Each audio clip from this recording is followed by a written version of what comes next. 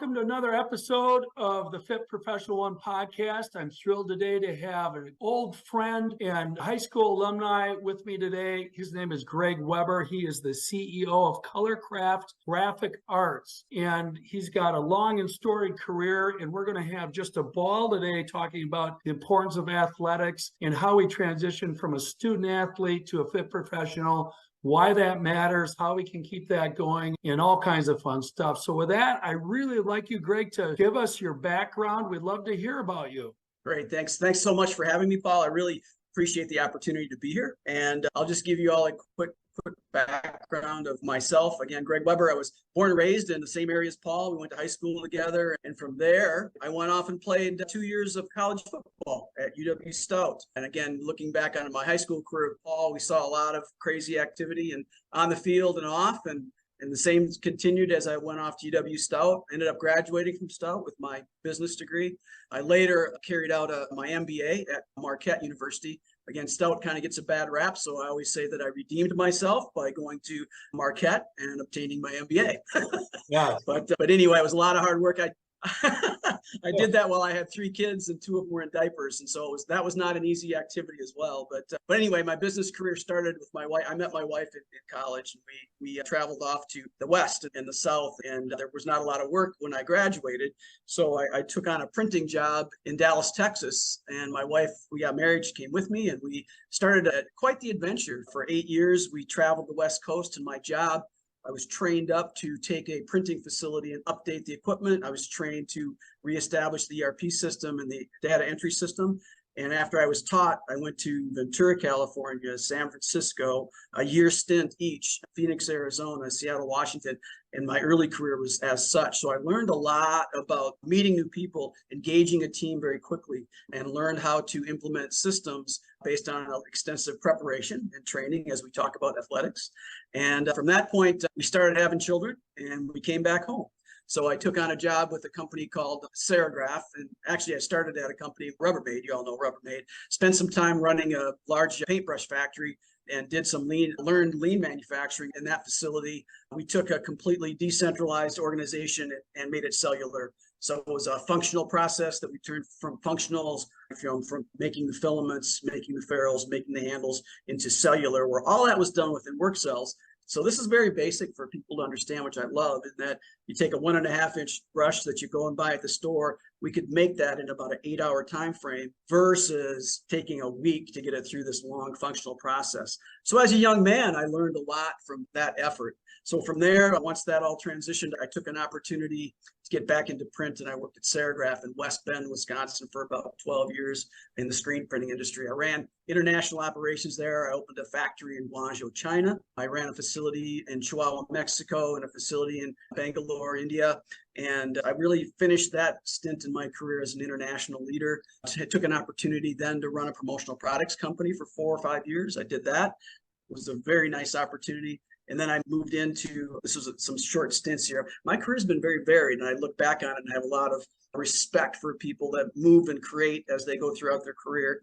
And so then I moved into display work. And when you go to a trade show, there's a company called 𝗧𝗵𝗀𝗍. I worked for a few years, and I ran 6 operations around the country. And basically all my weekends were consumed either at a show in Vegas or a show in New York or a show in wherever. And it was a bit much for me. So I got out of that and back in print.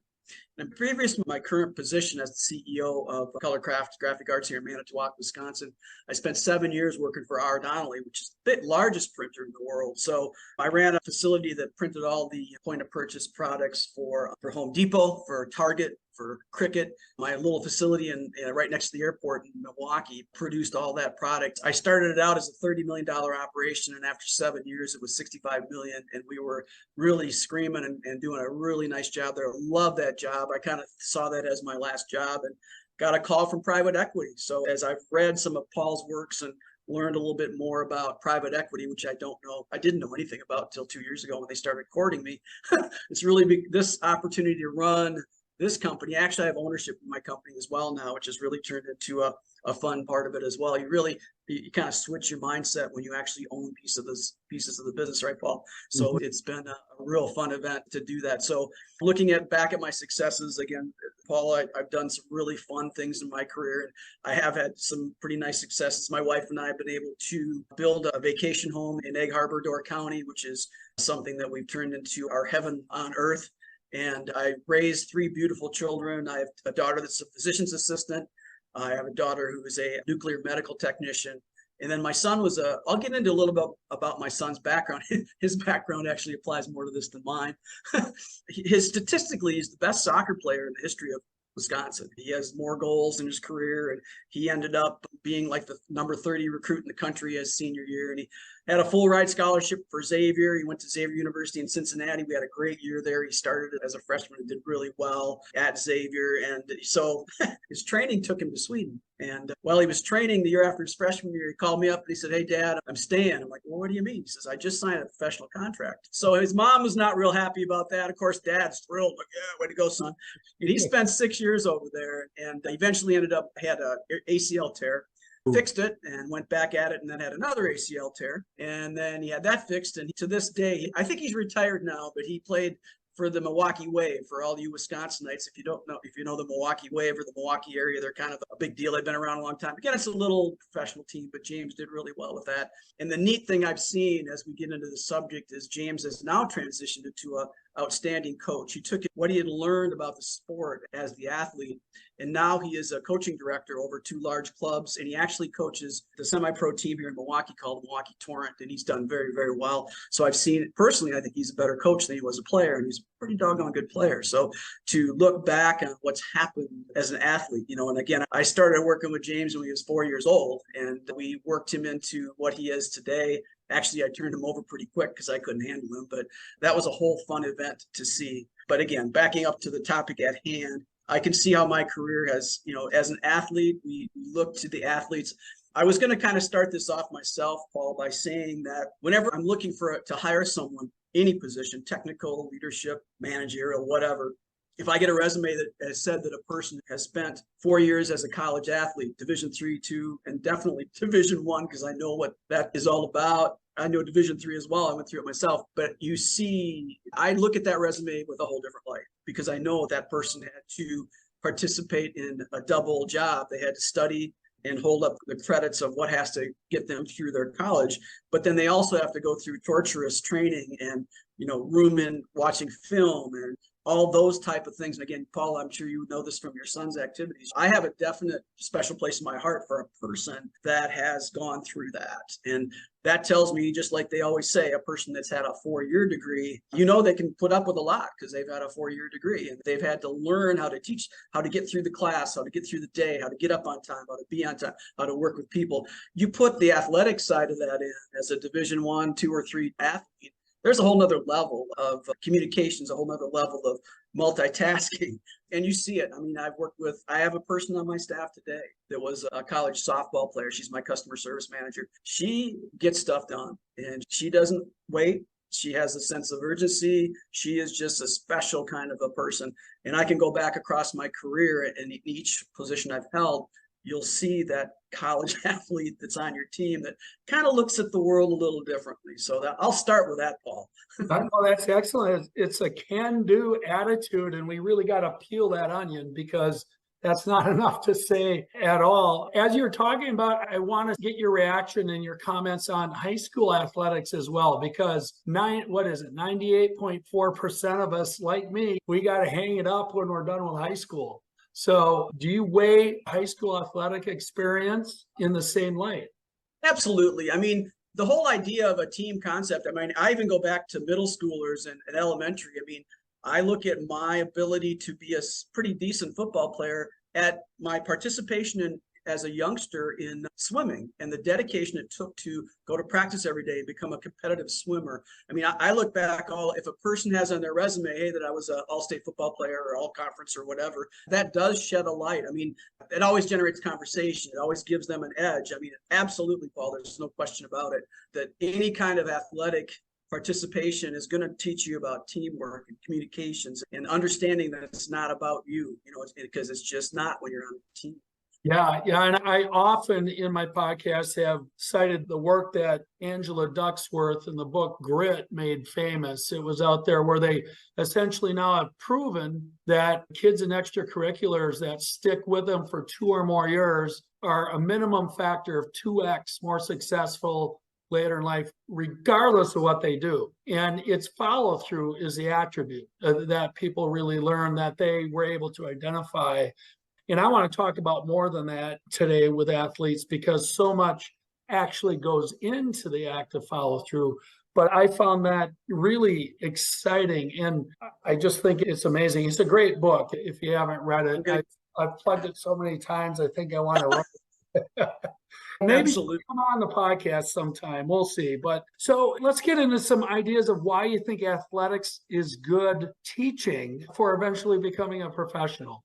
Yeah, I think that, the whole idea, first and foremost, of having to, I guess, report into a coach, however which way you look at it from the athlete's perspective, they either become aware of a coach that's going to help them or of a coach that they actually have to work with. Because as we all know, there's good coaches and bad coaches out there. There's good leaders and bad leaders out there. So for an individual to go from, again, a high school or a college football team or a basketball team where they're working with that leader and watching the activities and learning from that, I think that's a huge part of it. So it teaches you when you get out in the real world that you're going to have to deal with that very positive and take the good from the good and eliminate the bad from the bad and do the best that you can. Because in the heart of an athlete, they want to exceed no matter what. And so the teachings of following a leader as a player on a team is, I think that's absolutely critical. And again, then you just boil it back down to the between practices. Again, I'll throw in a little dig here or a positive about my son.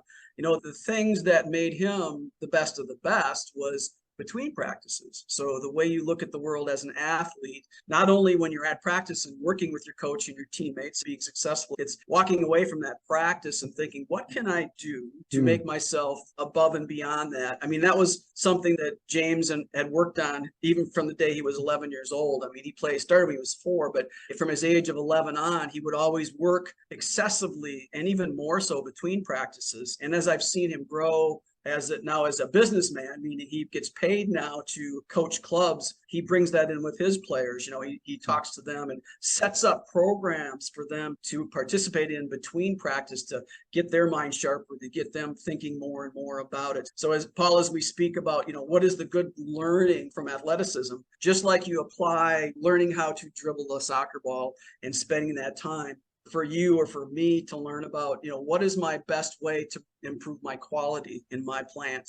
What do I go outside of my 4 walls of my company and say, what's going on out there that can help me? And, religiously, I do that. You read a lot more than me, Paul. I don't read that much, but I have contacts that are like in the realm, and as an example, quality that I can go to. As an example, today, I had to step out of bounds and say, hey, so-and-so, can you help me with a way to improve? This person wants to become a continuous improvement person to help me internally with my quality systems. I mean, some of those things I can't do on my own. I look at that kind of the same way as with athleticism, where, you're going to work out in the weight room a little bit more because you're going to be a little bit stronger. You're going to be a little bit faster. With us, it's kind of the same thing. An athlete's going to come out of college and say, hey, I remember working my tail off between practices. I think I'm going to go outside of the realm of what I'm doing in my company. So there's huge ties. And again, I hate to slight people that don't have that experience, but you have that edge. You can learn that in business as well, obviously, but you have that. I see it in the people. Let me digress again. I get excited about this, Paul. Oh, this is excellent. Go, baby. When I got out of school and I came back home and I was working for this paintbrush company for Rubbermaid, I had 3 people I was already working with pretty tightly. And we actually were the guys, we all went to Marquette, got our MBAs together. All 3 of those guys were college athletes. They all played football. One was a golfer, but most were football players. And what they brought to the table was that the sense of urgency, that the need to quickly succeed, the need to become profitable. I learned a lot about profitability from those guys I worked with out of school that we could speak about, the days on the field, but you would see them they would work on godly hours. They would take work home. We went and got our masters together. But I can tell you one thing today, Paul, as I look back at those gentlemen, all 3 of them are presidents or CEOs today. So it's neat to see that carries on throughout a career. And, I have some examples I'll be sharing with you about what's the gory detail, the decision process of a person who has a background where you've had to go through those things. I have at least 5 things to unpack there. That was awesome, by the way. So again, true to form, Gregg is very modest, and he left some things out about high school sports. He was co-captain of our football team. And were you captain of Stout's team too? No.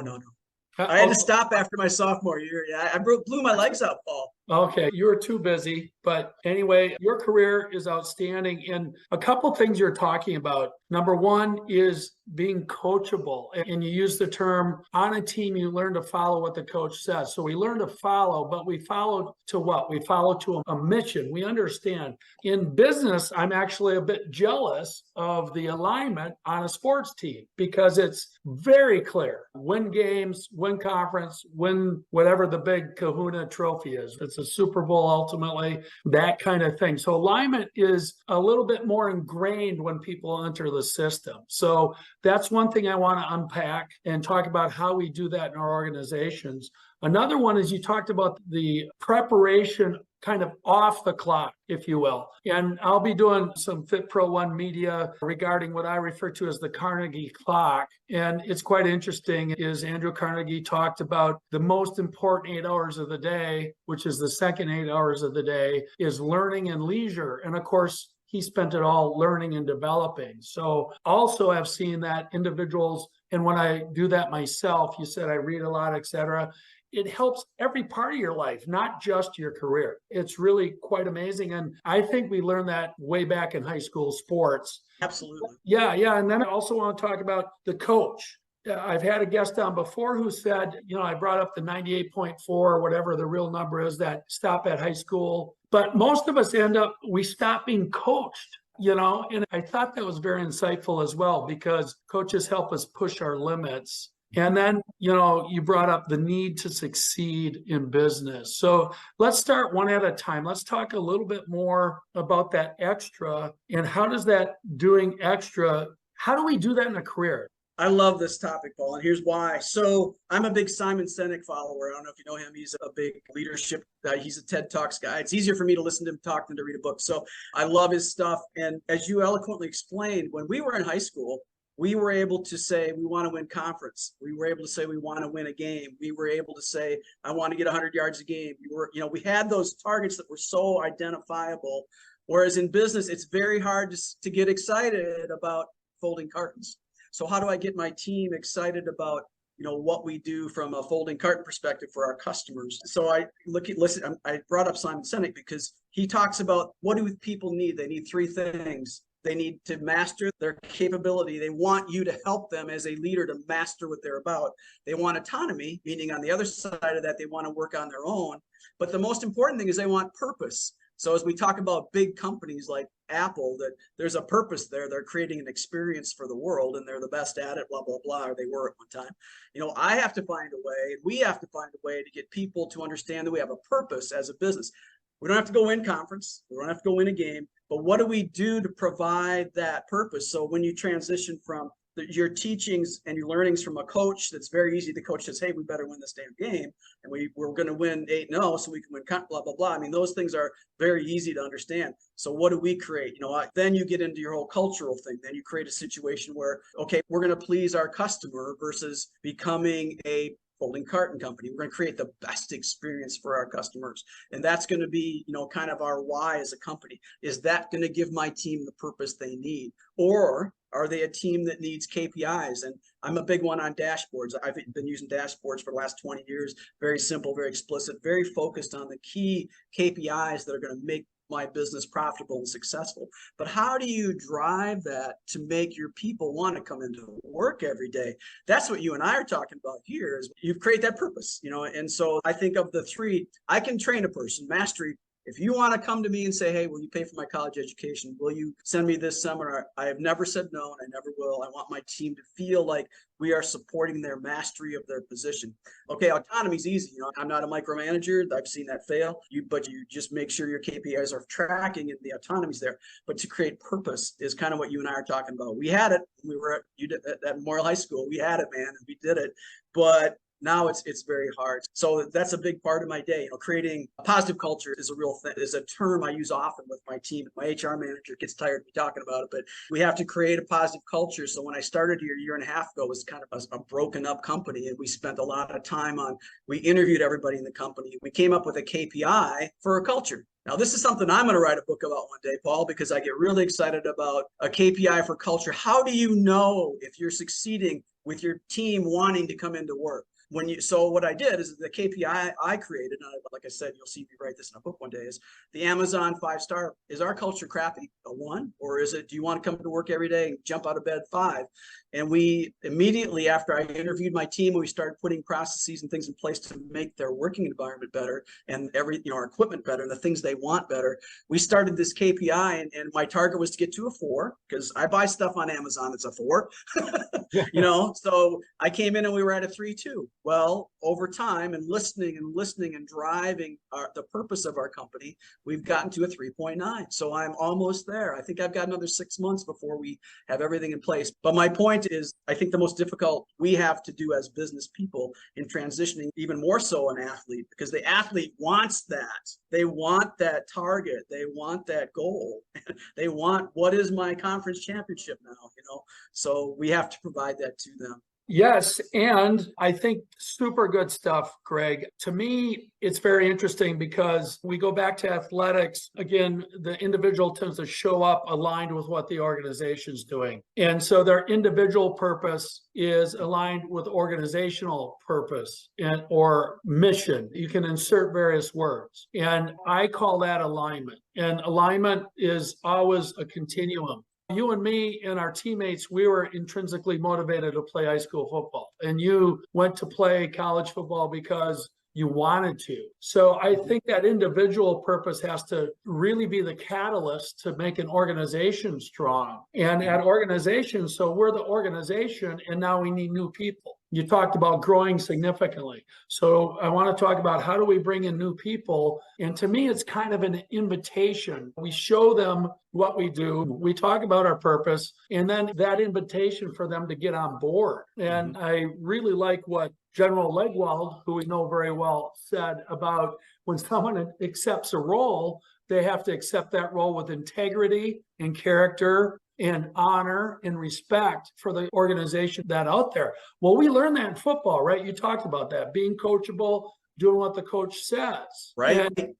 So there's this element where we need individuals to get through a cycle. That's what I like to say. Get through a business cycle. That might be a month, might be a year. It depends on what the job is, right? And then tell us all your great ideas. It doesn't mean you can't talk to me about them before, but we got to make sure we keep what's working, but also not make people feel like they're, not valued. Absolutely. And what's interesting to me is so many out there in the private, the for-profit sector or not-for-profits looking for people. There's this kind of cry that you can't find good people. Well, what is that? Isn't that someone who comes in with the right skills and they're aligned with what you're going to do? Well, yeah, we know that. And then we get them rolling forward. So I love what you said about the 3 biggies that you do. And I'm interested to have you expand on purpose. Can you tell us about a story where you got somebody on board? Doesn't have to be your current company. And there was a misalignment there and you were able to get them aligned. What'd you do? How'd you pull that? Yeah, I guess, I spent my last 7 years at R. Donnelley, and that was right before, it was ended off with COVID, but to get people aligned with a $5 billion company was much harder than a smaller company. Very, very difficult, because even though I was the president of one of the organizations, I was still following the lead of my 65 million versus the 5 billion was just a bump, but to get there, the objectives of R. Donnelley was very different, and it was good. The company, I praise it. I left on good terms, and I just love the company. The people are still there. But as I tried to bring in people to get them focused on what we were trying to do as a POP provider to Home Depot, then we would get involved again with, we would lose people. I mean, there's no question about it, Paul. It's hard to bring in college graduates that get excited about printing of any sorts. So we would bring people in and lose them. But the ones I was able to snag were those that had more of a sales marketing marketing perspective, knowing that we're servicing Home Depot, and Home Depot is providing an experience much more. Let me digress a minute. I keep doing this. Lowe's and Home Depot. Lowe's wants to provide the market with the best product, and Lowe's has been relatively successful. Home Depot continues to beat the snot out of Lowe's profitability wise because they focus on the experience of the customer. And you feel that when you listen to their marketing, when you walk in their stores, and you can feel the difference in those two. So early on in my stages with R. Donnelly, as I was about a quarter of my business. So it was my biggest customer. And I really kind of got in tune with Home Depot. And so as we would present to a college graduate bringing in to go through training to become in our management leadership development program, we'd talk about, okay, this is our mission, is to give them everything inside of their company that they're selling, because it's like I said, it's very hard to get people excited and provide a purpose with just printing it. And as every day goes by, it gets even more and more difficult. Kids these days, and I love the millennials. I mean, we always hear about people ragging on the millennials. They're decent people. And the ones that you get and you're able to lock in are so intuitive, so creative, and so smart that, I would do my best to keep them. And a lot of times I didn't, and they went on and did other things in their career. But to take it and create that purpose, it would take a lot, and you'd have to really think about it. And it wasn't an easy thing for me. Here again, with my littler company that I own a part of, I mean, it's our objective, is to get to some financial targets. And that's really about all I have for them. Same thing though, I'm trying to create underneath this that our customer experiences, that our customers love us, and we're growing with our customers because we create a better experience. Like I said, that lady that was a fast pitch softball player in college, she has the determination to just do, and she knows the limits of what we can produce. She knows the limits of my company, but she also can work with our customers and say, okay, here's what we're going to do to get this done and get you what you need on time. That rolls then across the whole company, and people get pretty excited when we promote, hey, this is how we got this company their butter cartons and they made this big order for Thanksgiving or whatever. It's not like that conference championship dunk on it. So when you're looking for people, how do you try to do the sifting right there in terms of finding someone who has higher probability of being aligned ultimately with your company and staying? Yeah, I think that goes back to kind of what you and I talked about earlier on, where people that have done interesting things in their past, be it, members of business clubs or art clubs or music clubs in college and back in high school, if they can get excited about something they had done, be it athleticism or, being on the team or being whatever they had done. I also have a pretty solid background in music. People that can show excitement, dedication to, being in band or whatever. Those are the kind of people that I get excited about. If I get somebody in here that just doesn't have something that they were able to grab onto and drive and be successful with, then it's a struggle. I mean, then you have to say, okay, am I going to take a chance on this person? And over the past few years, we've had to do that. We've had some wins and had some losses. But again, I do look a lot at the extracurriculars, and I look a lot at, and again, people who are out of college that have gone through, who are job floppers, they go from 1 year on different jobs. It really, I have a hard time with that. And again, usually when I take a chance on a person like that, it doesn't go well. They usually stay here for a year. But the whole process of recruiting and onboarding it has to become both art and science now. You really have to spend time and cerebralize it. And back in the day, people were hungrier, it seemed. It seemed like, I don't know if it's the change in the market or the change in based on COVID or the people's perspective on the world. But, now I really want to spend more time on that up front, and I didn't used to do that. So thanks for that. Some great insight there. Switching gears just a touch. When we were coming through athletics again, our coach was absolutely functional and cranking up the urgency of the situation. And we all kind of experience that in different ways. But when you have something critical where you need to crank up urgency in your organization, just how do you go about it? And in particular, when professionals maybe aren't seeing it the way you're seeing it, and you're sensing you're entering a risk zone you'd rather not be in. So what do you do? Well, there's two big things that I have tried to teach my team how to do, Paul, and what I've always done. And I'll start with the real basic one. So let's break it down. We all have too many meetings in our day. I'll be in a meeting, like we have a production meeting every day at 9 o'clock for 15 minutes. And usually at the end of that meeting, we'll have a stay behind and go over a topic, be it a press that has something wrong or, a customer that needs something special or whatever. Again, an athlete understands and brings to the table. Whereas, in business world, it's kind of hard to get a team to focus and get that sense of urgency. So I had two comments to make. Number one, that I tried to drive into my team, my leadership team when I started here, as well as the technical group that supports my company was to make sure that you're ready for those kind of discussions, the things that are hot.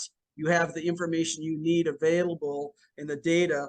So we all have action item lists, including myself and every person on my staff. And all the things that are high on our priority list, we have documented and tracked. That's my number one point. And on a weekly basis, we'll spend 15 minutes and we'll go over our action item list, prioritized and whatnot, so that when something fails or something falls apart, we at least have the where were we with it and where are we at right now? And you can use that data to make that fix or whatever. Now, the other one is a little more intrinsic in that we had people just wouldn't act. My first, interactions with my leadership team, of which I changed a few out, there was a few that just couldn't catch on and do well, although I have a wonderful team now. They're fantastic after a year and 2 months. One of the things we started with was, if you run into a situation, pull everybody in, engage, get it fixed immediately, and don't let it delay. And when I came on board, there was an example was we had a die cutting piece of equipment that had been sitting for 4 months. 4 months, a piece of equipment that was an asset that the company that we could use to produce product, and we weren't servicing our customers when I got here. So I kept diving into, why is this piece of equipment down? And there was no zero sense of urgency to bring in what we needed from a technical support position, get the proper pieces to fix the piece of equipment, and so on and so forth. So I immediately, at the end of our first production meeting, I got on the phone with the company that produces that piece of equipment, sat with my entire team, and we spoke about what do we need to do next? Where are we at today? Came in the next day, and some of the action items that I'd given to my team had not been followed up on. So we picked up the phone and made another phone call. And in that meeting, in that moment, it wasn't even a sense of urgency. It was really, how do we conduct ourselves to get things done? Which, for someone who just knows you can't just let an asset sit for 4 months, you got to act. So I'm using that example because on a very regular basis, people would come into my office and I wouldn't have what I needed, but I would set myself on the desk and I would push a button to whoever we needed to talk to, be them in Spain or New York or Los Angeles. And we would have that interaction and create that sense of urgency immediately. So now, after a year and 2 months, I'll walk into my director of operations office and we'll have a discussion, and she'll push the button and make that phone call on the spot and say, okay, we're going to address this right now. And we're going to get that next action item engaged so that we either have it done tomorrow or within a time frame we've all agreed to. So again, I think going back to the athlete, Paul, that's where that's driven from. The people I've worked with who know that there's 2 minutes left in the game. You got to get that done to make money, or you got to get that done to score that goal. You've got to act now. And that whole sense of urgency thing is something that as a leader, I feel you have to train. You have to make sure your team is understanding that every item, if it's worth doing right now. Yes. Excellent background, Greg. You said create. You have to create the urgency. And then you went on and you started describing the communication. So how do you, through communication, create the sense of urgency? And now when we talk about Coach Burkle from a million years ago, we know how he created urgency. And so there was a sign, there was a definite pattern of communication. So do you use any of that, or just what do you do? And second part of the question is, how do you teach your management team to crank up the urgency through communication? Well, great question. In the company that I'm in now, in Colorcraft, I definitely do it by showing, by teaching, by doing it, by actually, we're a small enough company. I have 100 employees. We have, 8, 9 managers and leaders. And those 8, 9 people, I have the ability to show them that I run the company, but it's just a part of how we all are going to do business. And so again, we have a daily meeting for 15 minutes to go over production schedules, safety, any HR topics, blah, blah, blah. And at the end of that meeting, I make every person at the table talk. We go around and round table, and if you have something, great. If you don't, great. But I give you the opportunity to bring what's urgent, and I make sure that if we need to get it done today, we have it covered in that meeting. So with me, Paul, it's more a matter of, I can't teach a person who doesn't have that in their background to be urgent, but I can at least show it. And by showing it, I believe that we've created the environment here where urgency is a big part of our daily data activity. Every single one of our orders in the company has a due date, and we have to work to those dates. So sure. So you essentially have a de facto procedure that can be demonstrated when a new manager comes in through the behavior and the contribution of the communication during that meeting. And also, this is a question, so correct me if I'm wrong, and also your expectation of the information you expect to receive. Is that a fair statement? Yes, absolutely. I was going to add to that, Paul, by saying that, it's very easy if you're not careful, you as a leader, you could come off as being a micromanager, you can come off as being arrogant, you come off as being, an ass. You don't want any of those things. So you really have to partner. And so as a person doesn't show that sense of urgency, I almost always engage by saying, hey, let me help you. You and I make that phone call, because it's not uncomfortable, but next time they know that I'm going to say, hey, let's you and I make that phone call. And then they make it on their own. So it's almost a training mechanism. And we do it in those meetings. I mean, all of us, be it 7, 8, 9 people in those meetings, we'll stop on the spot right there and make that communication, address that issue on the spot. And I think that also people don't necessarily want to do that in a whole group. But I don't get mad. I don't get pissed off. We just work through it in that format. So as you continue to do things like that, people know that, okay, I'm going to address this now on my own, or else when we talk about it tomorrow's meeting or in my one-on-one, we're going to do it then. So I might as well do it now. Yeah. So very overt. Interesting how it all kind of. Yeah. Sorry, Craig, go ahead. Nope, that's it. I was just going to, for my understanding, throwing back, and so the listener gets it. So it's a very overt demonstration of the timing and the actual item to execute based on a context. Exactly. That's outstanding. That really helps. In your experience, you had mentioned that you've done some changeover of key employees and stuff. So I'm back to purpose now and alignment and culture. How much did that play in? And if you could share anything without divulging in confidence that you shouldn't, No. what led up to the decision to part ways? Yes. So when I came on board, there were 3 positions over production. And I knew, based on my history, that I really only needed 2 people. I needed a director, a leader of operations, and a production manager. So we had 3 people in that position. One was a supervisor, one was a production manager, and one was a director. And so I knew coming in that financially there was no need. And from the size of the facility, whatnot, I was going to have to make a decision. So basically, through my one-on-ones and through watching activities, watching the leadership, the sense of urgency, all the things we've kind of spoke of, I picked out the one that wasn't going to be with us any longer. What I found is when I made that move and pulled that person out, it was very good. We gave him severance, blah, blah, blah. The rest of the team immediately picked up and stepped up and was totally engaged, another step and level above that. So that's one example, Paul, that I wanted to share that, I think that when you eliminate a person on your team that's not contributing, and again, I could get really into the gory detail, but if it's a person that's on your team that's not contributing and others see that and feel it, you're better off to part ways and figure out how to do it with what you got. On that situation, it was extremely powerful that separation occurred. Let me take it to the next level, though. One thing I've taught my team, and this is kind of, I don't want to say it's cruel, but it's the reality of what we live in. If I go into my daily communications with my team and every day I hear about an employee that has created a problem for my other employees in the shop, I take concern. And so if I hear about this person today and then we come in tomorrow and I hear about this person. So when I started, we had like 8 people like that. And again, it's just the reality of the business world we live in. Is if I have a team of 87 people or 100 people and 7 people are hurting the other 87 and whatever they do, I'm here for the majority. I want my team to be successful. I want my team to win. So why would I keep those 7 people that are picking the crap out of my 87 that are wonderful, contributing, dedicated, caring? So as time went by, I used the term. I said, hey, we heard about so-and-so yesterday. What are we doing today?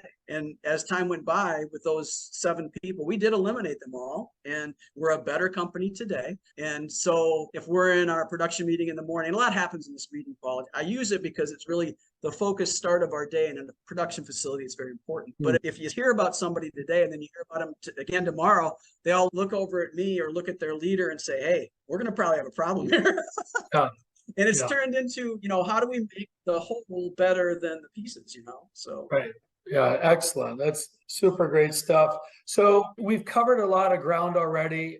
I'd like to just circle back to the idea of practice as a professional again, deliberate practice, and maybe expand on that a little bit. Can you share any examples of what you do at your company? And do you expect the person to do it offsite, or do you actually make time, or is it a hybrid of that? How do you ensure skills don't get old and people keep their value add current? Yes, great question. I used 2 separate situations. For my controller, as an example, I hired a really solid controller. but I can see that because, again, we're not the biggest company in the world, and I want to develop this person. I have used to go to a thing called Executive Agenda. And Paul, I don't know if you've heard of that, but in Milwaukee, there's a opportunity to go and meet with like 10 to 14 other leaders in separate industries, where you can go on a quarterly basis and speak about current events, current issues that relate directly to you. And because I'm a smaller company, I don't really get the vibe like I had at R. Donnelley about what's going on in the world market and everything. So what I did is I used to do that as a young manager, is go to Executive Agenda. And again, it was a wonderful experience. So I've assigned him to go to that, and he loves it. It opens up his world. He brings in great new ideas. It keeps him fresh. And again, from an accounting finance perspective, he needs that. So that was one method that I might put other people on my leadership team into Executive Agenda. The other is a company called Living as a Leader. And Paul, I can see you leading something like this, but the name of the company is Living as a Leader. If you want to Google it or look it up, I've used this company over the years to just do leadership training. So my director of operations is a wonderful lady. She is outstanding at running the facility, but I don't want her to get stale. I want her to learn more of the current, leadership, the things that you and I have talked about. I mean, how do you go to that next level and become a better leader? So the company, Alita Norris is the person that owns that company. And again, Paul, she's like you. She's very wanting to learn and teach people the newer ways to lead corporations.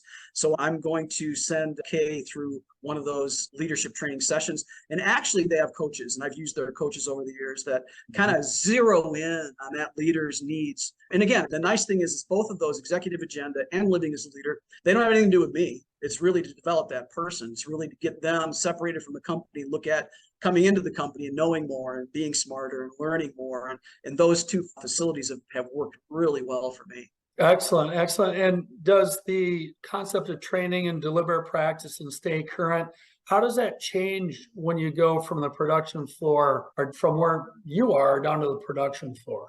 Yeah, so the production floor, when I got here, we had basically no training program. And what we've done is broke down. This is something I did learn at R. Donnelley, because it was a very large company.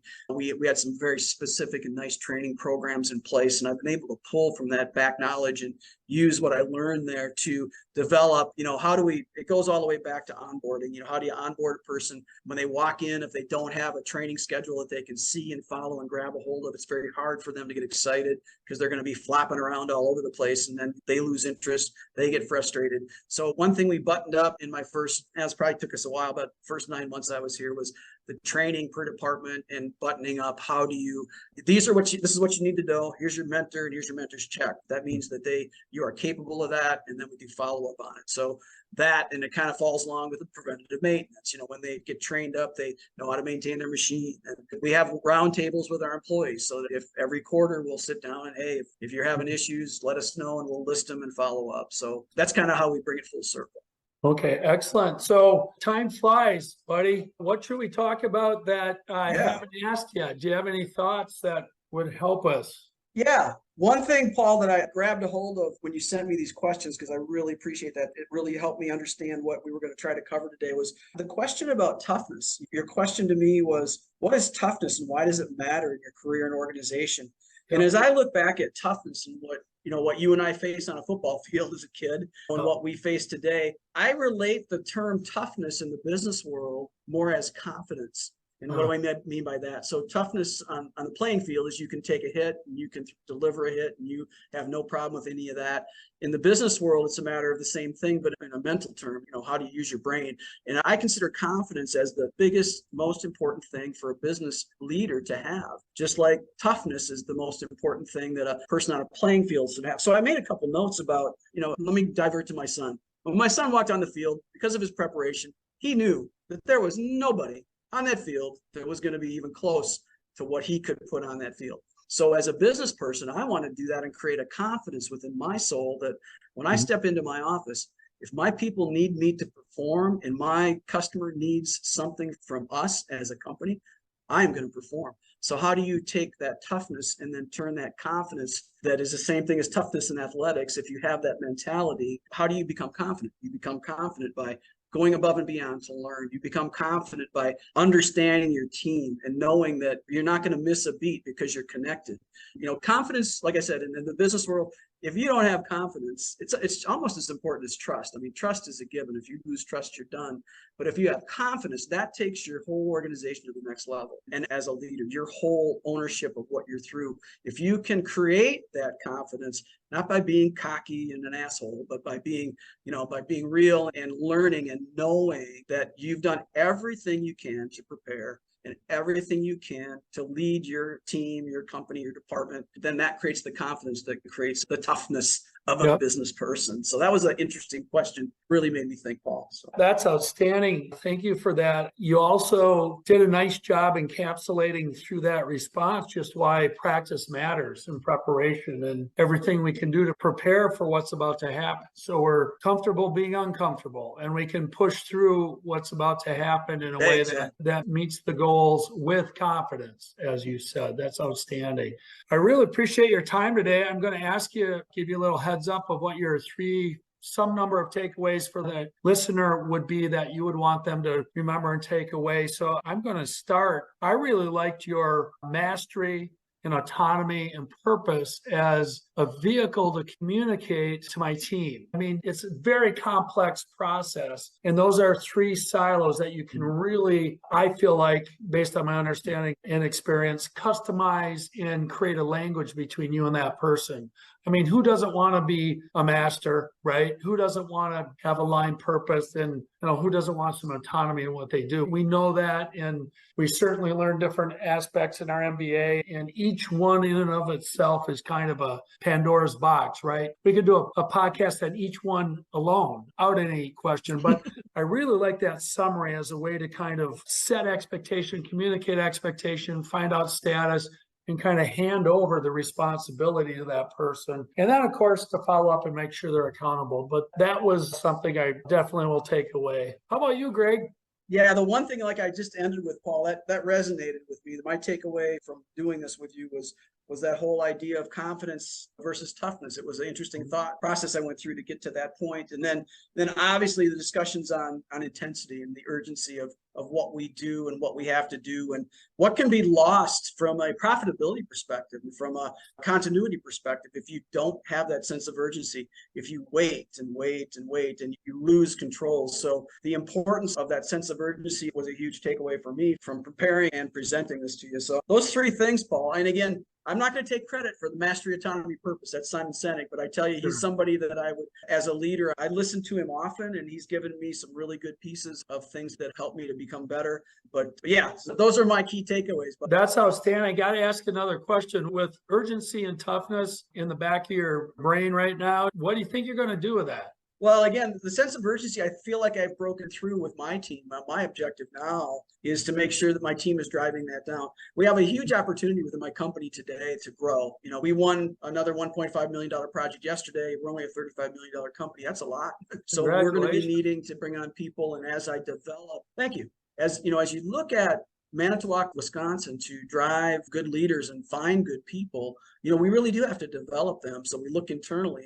So those 2 items, Paul, the confidence and the toughness that my team needs to bring down into their direct reports is critical. An example, our shipping manager reports into my director of operations. She's new, she's fresh, she's excited, but she doesn't have a lot of the skill sets that it takes to run a significant department. We're going through growth in that department as well as we grow. We're bringing a new warehouse management system, blah, blah, blah. So we need that person to grow. So as I look at the topics we've talked about today, those are things I can definitely be bringing back to my team and saying, hey, you guys check me out on this podcast thingy, and then let's do some of this stuff. So, Excellent. Excellent. Well, I really appreciate your time and effort, Greg. As always, I would love to maybe invite you back someday too. There's so much we can talk about. We both really, I think business, it's fair to say, is definitely in both of our hobby zones. We just love the concept and the challenge and the rewards and the people that really come through. So thank you, buddy. It's great to see you. And that's it.